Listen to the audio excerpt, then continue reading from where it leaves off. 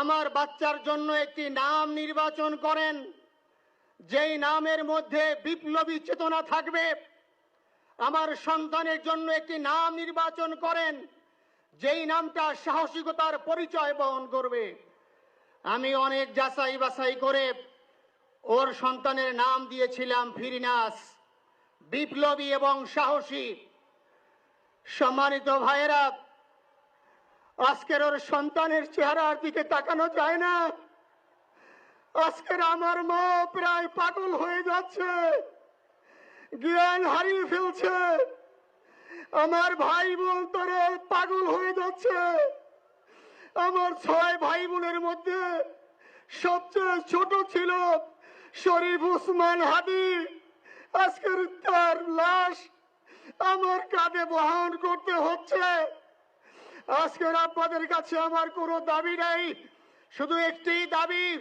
7 থেকে 8 দিন হয়ে গেল দিবালোকে প্রকাশ্যে রাজধানী ঢাকায় জুমার নামাজের পরে খুনি প্রকাশ্যে গুলি করে যদি পার পেয়ে যায়, এর চেয়ে লজ্জার আমাদের আর কিছু নাই।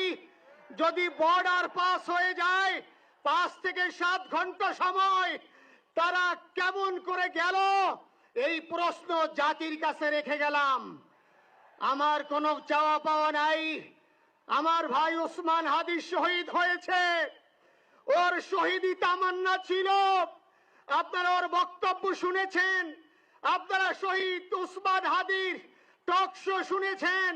ও সব সময় শহীদি তামান্না করত।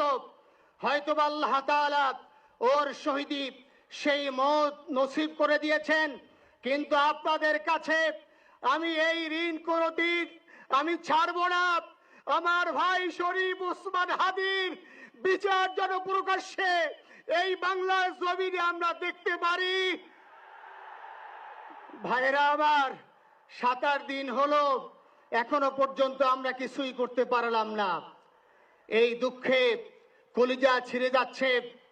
আমরা ওসমান হাদির জন্য দোয়া করি, আমরা ওর সন্তান ওর স্ত্রীর জন্য দোয়া করি। ওর সন্তান মাত্র 8 মাস বয়স। গতকালকে যখন ওর কাছে নিয়ে আসছে, সবাই বাবাকে দেখাবে ওসমান হাদিকে।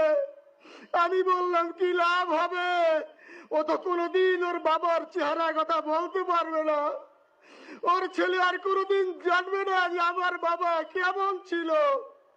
ভাইরা আমার, ওসমান হাদি আর ফিরে আসবে না।